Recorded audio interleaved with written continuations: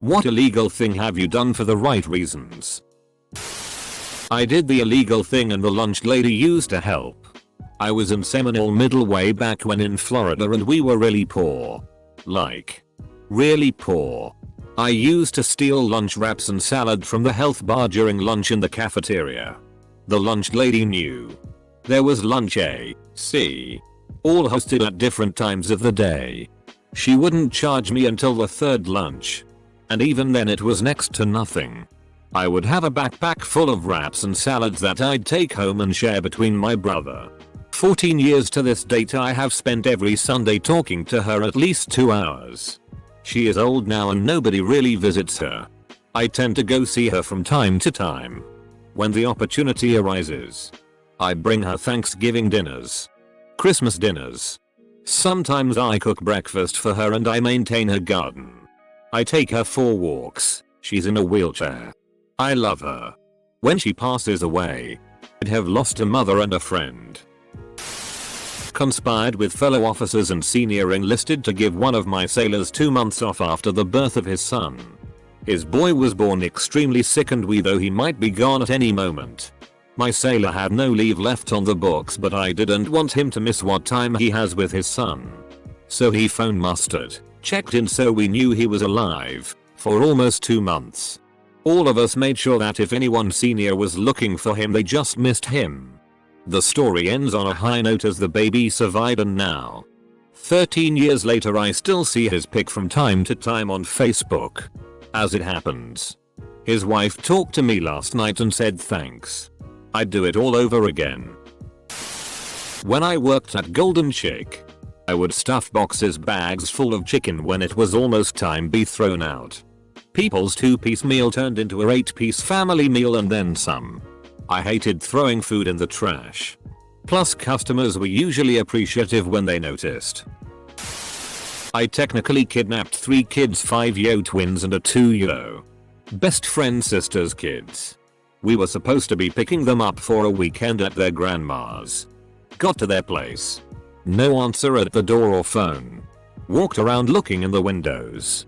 We finally, barely, spot the 2-year sleeping on the kitchen floor. Ended up kicking in the back door, so B&E2 I guess, and gathering up the filthy and hungry children and taking them. 3 days later, mom calls from jail. Didn't ask about the kids, she just needs someone to come take responsibility for her to get her out of jail. After that and many other worse incidents it still took 2 years to take custody of those kids from her. It was December a good few years ago and I was working in retail. You could spot them a mile off. The grannies and granddads that had saved up their measly pension all year just to buy the grandkids those fancy sneakers or jeans. They would come to the till knowing they had just exactly enough to cover the cost. The look of surprise on their faces when I informed them that that very item was reduced by 40% was one that would have warmed the coldest of hearts. I used my staff discount. I never used it for myself. I did the same for people that were clearly not very well off. I've been in financial diffs myself, still not totally out of the woods yet but definitely on the up, and I know how much of a difference even a few pence can make. Edit. Whoa. Really? Gold? Thanks friend. And a big thank you to all those who left lovely comments. It really means a lot. I worked as a manager at a big box pet supply store with in-house cat adoptions. Kittens were always adopted within a week. But occasionally we'd have older cats, 8 years plus, who would stay with us for months. All cat adoptions come with a coupon book for supplies. Anytime a family adopted a senior cat, I manually entered a tremendous amount of coupons into the register. I stole a dog. I went to a friend's house one night and we were hanging out in his front yard. A super friendly dog came up to us. I asked my friend if he knew the dog and he told me the story. It belonged to his neighbors who were kind of scaring everyone else in the neighborhood. They would hit the dog in the streets. It clearly wasn't fed enough. And my friend said when the neighbors would try to get him to come to them he would run away every time. I took him home and within a week you couldn't see his ribs anymore and he was one of the best dogs I've ever had. 10/10 would dog nap again. Edit. Word. Edit 2. This blew the hell up. To the people concerned about the ribs. It was to the point of being able to see the entire rib from top to bottom, and all around he was obviously starving. I used my company's client's personal customer data to tell the police where a vehicle was, resulting in a little girl that had been abducted being rescued. I didn't think twice. And I fessed up when I got back to work. Everyone told me I did the right thing but not to talk about it. It was over 10 years ago. I can be this vague. I used to work at a thrift store. Not a small non-profit ones, but those big multi-store for profit ones. Anyways, we would get homeless people all the time in the store, and many of them would be missing shoes or jackets, etc.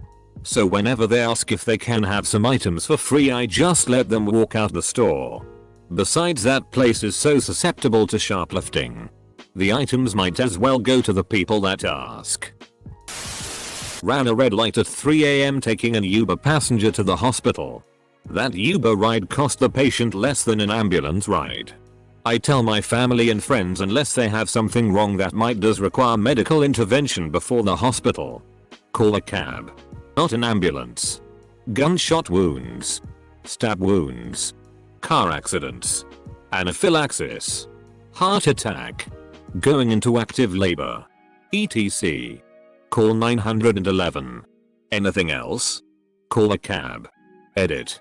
I'm a firefighter EMT. I work full-time on an engine that runs first responder calls and part-time as a EMT on 911 ambulances covering my county. Yes.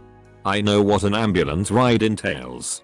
And I know unless you're pretty bad, then it isn't worth it. My longtime girlfriend's little sister was in an abusive relationship and refused to leave. My brothers and I went to the abuser's house with the intent of scaring him out of the relationship. We ended up just beating the shit out of him, and he moved out of state a month later. 10/10 would do again.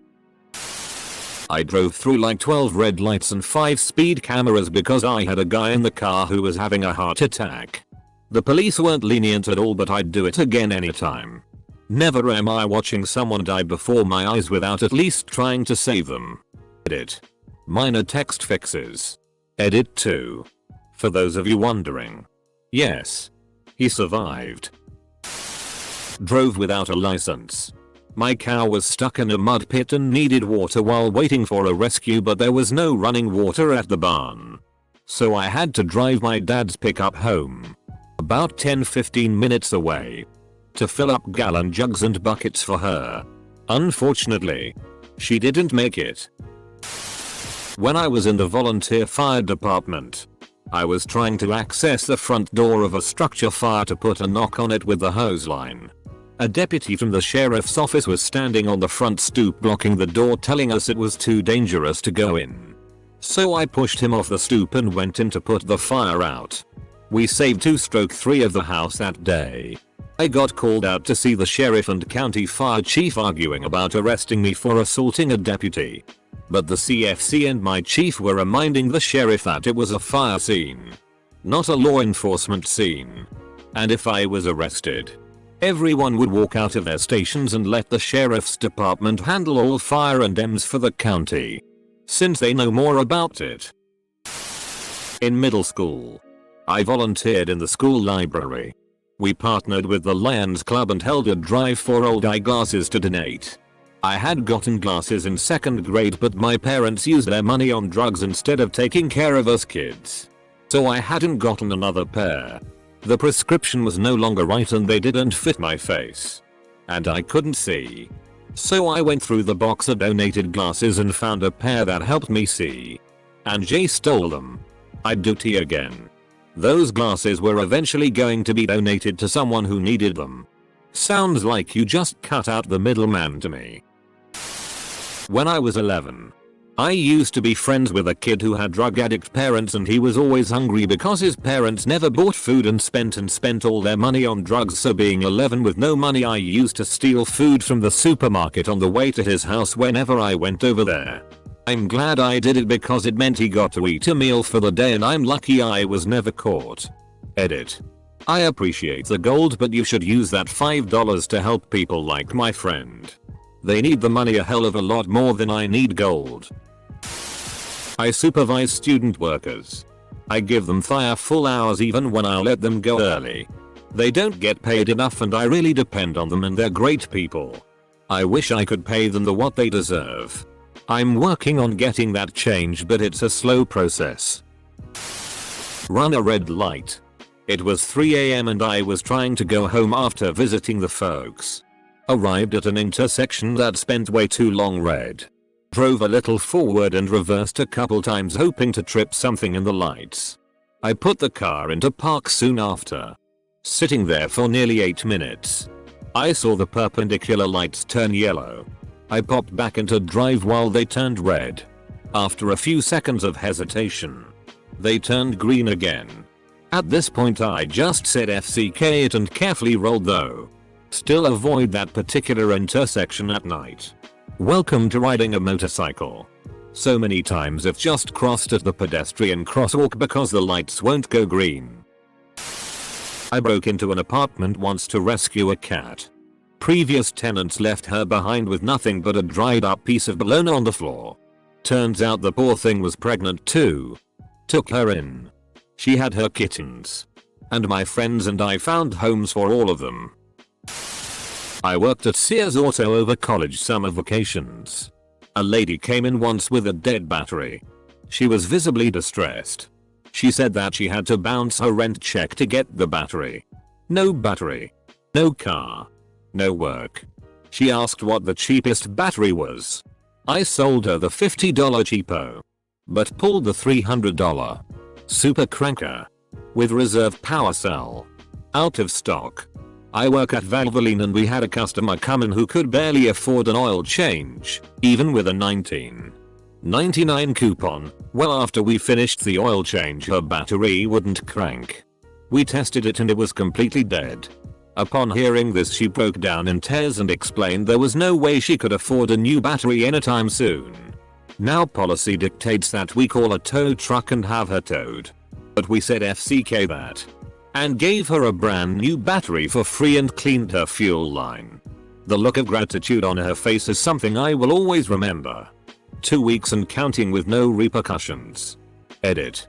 Never thought I'd be gilded for something illegal. Thanks strangers. When I worked at a pet store, I let a homeless man take dog food and dog treats for free because I didn't want his dog to starve. When I left my shift that day, I saw him eating the dog food along with his dog in the parking lot. Seeing that nearly made me break out in tears. Edit. I guess I should clarify that he wasn't eating his dog. He and his dog were both eating the dog food. When my low-income patients go home, I fill a bag of supplies for them to take home from the hospital. Especially if they are going to need expensive ass bandage stuff. Edit. We actually do ass bandages pretty frequently. Yes, they are pretty. No, they aren't ass shaped. Colon. When I was 5, I stole one of those small paper packets of tomato seeds while we were out buying groceries. My mom's birthday was the next day. And I felt like I should get her something, tomato seeds. I made it out the store and halfway home. Without getting caught. My mom found out when she realized I was walking funny. I was hiding the seeds under my armpit inside my jacket.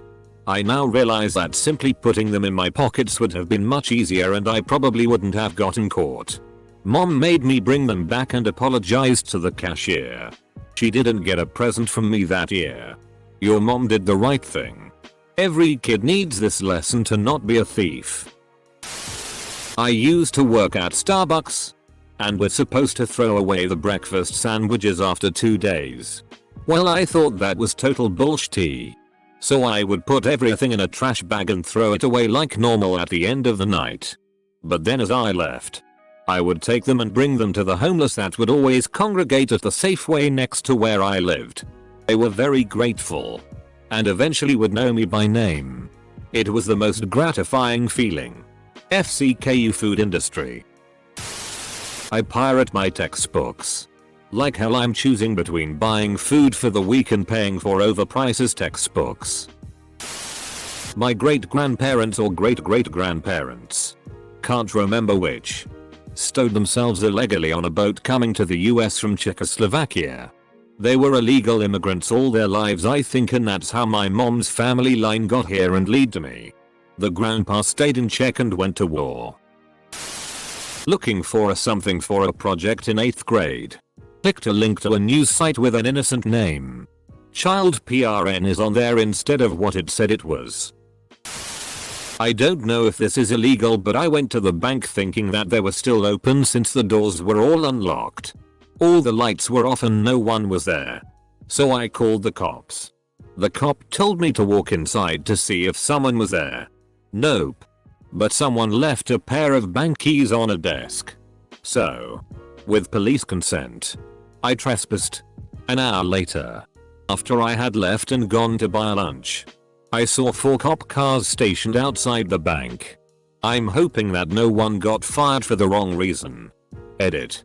I'm a tiny Asian woman who still believes that world peace is still possible and that people are all inherently good. AKA, I'm naive as hell and didn't actually think that I would have been in any danger.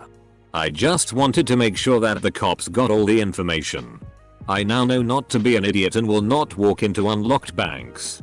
I love how you call and basically say something's not right here. And the cops are just like, well, go on. Go check it out. I jaywalk so I didn't have to interact with a human being.